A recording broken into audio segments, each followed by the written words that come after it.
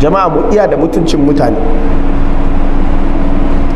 Yana ɗaya daga cikin abun da zai iya kama ka babbar matsala a gaban Allah ranar kiyama, wallahi shi ne ka je wurin Allah ga sallah ga azumi ga zakka ga shi kai alhaji ne kuma saboda Allah ka yi kuma duk Allah ya karba, ga yawan sadaka, ta yi kai malami ne ma ga yawan wa'azi da karantarwa, amma wallahi yana daga cikin abin da zai sa duk waɗannan abubuwa ba za su sa ka shiga aljanna ba kuma ka shiga wuta a maka wulaƙanci, shine idan ka taɓa mutane da bakinka da harshenka ko da alƙalaminka akan mutuncinsu irin wannan maganar.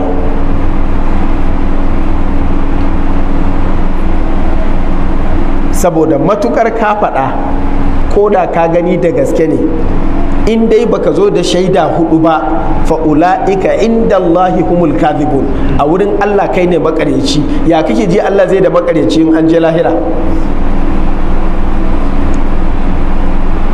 To ballantana kuma wanda dama labarin ba tushe, zargi ne kai kuma ka yada zargi, tuhuma ce kai kuma ka yada tuhuma, a bakantawa ne a bakantawanci a sanadiyar maganarka.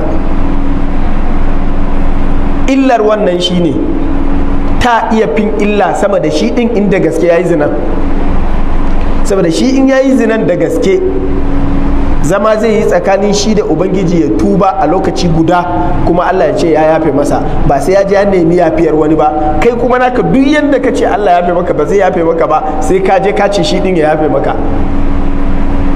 Ta yi shi ya je ya yi zinan da gaske amma shi ya sulhunta tsakaninsa da Allah, Allah ya yafe masa. Kai kuma baka yin ba amma kai kuma ka ɗauki laifin nasa.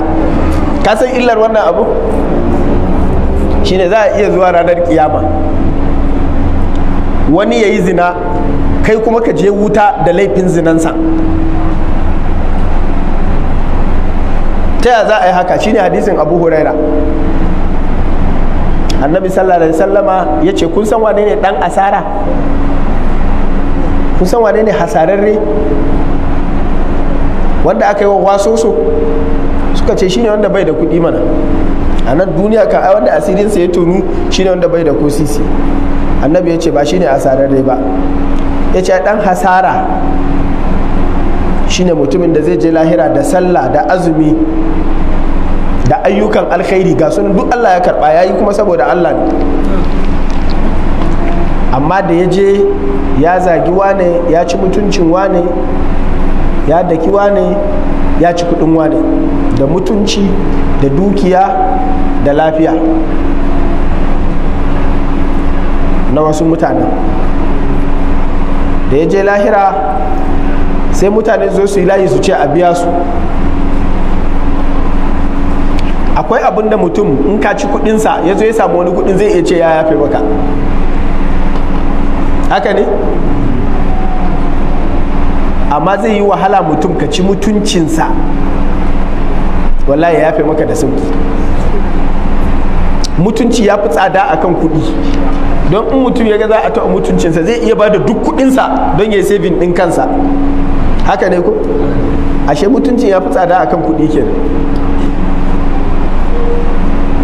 Sannan duk addinin mutum in aka taɓa mutuncinsa addinin duk yana iya rushewa. Sannan mutum zai yi wahala don bai da kuɗi, yana da kuɗi sai ya rasa, waye je ya kashe kansa inda yana da imani. Amma ana iya samun mutum da yawa wani abu da ya na abun kunya da aka jingina masa ya isa ya je ya kashe kansa ko ji duniyar gaba ɗaya baya bukatar ta. Amma don mutum ya rasa kuɗi zai kokarin nemowa ne, in mutum ya rasa mutunci ba nemowa zai yi ba, kawai ya shiga uku ne ba yanda zai yi. Kuma in ka rasa kuɗi lokaci ɗaya za ka iya maye gurbin, amma in ka rasa mutunci ana iya gyaro shi. To wannan abin da yasa yake da haɗari ɗan uwana musulmi, don Allah ka iya wa harshenka. In kai shuru ɗin nan fa ba wani abin da zai cutar da kai. Ba a taɓa jin mutum ya yi zazzaɓi don ya yi shuru ba. Wallahi, amma mutum sai ga dole sai ya faɗa. Akwai wata alamar da za a ce shi ma da ya ɗan shiga zancen. duk maganar da ka san da cewa za ta iya ja maka matsala ko gaskiya ce kai shiru abinka wasu su yi. Jama'a muna fahimta wannan? Allah ya tsare mu.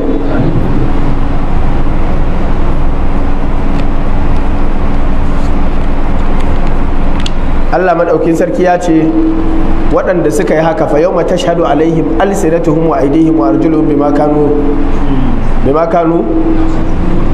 ya'malun ko bima kanu yaksibun bima kanu ya'malun yawma idhin yuwaffihim Allahu dinahum alhaq wa ya'lamuna anna Allaha huwa alhaqqul mubin.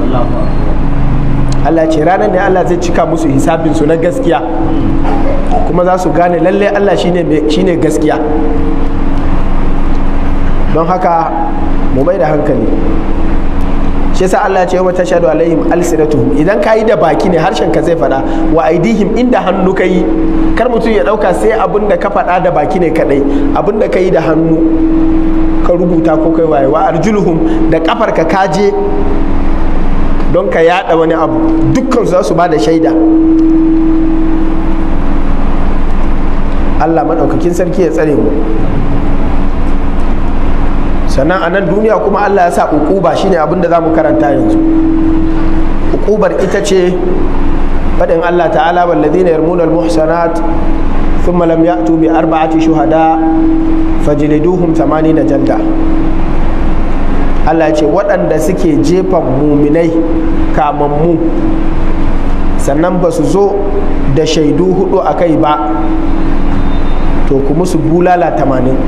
Wannan shine uqubarsa.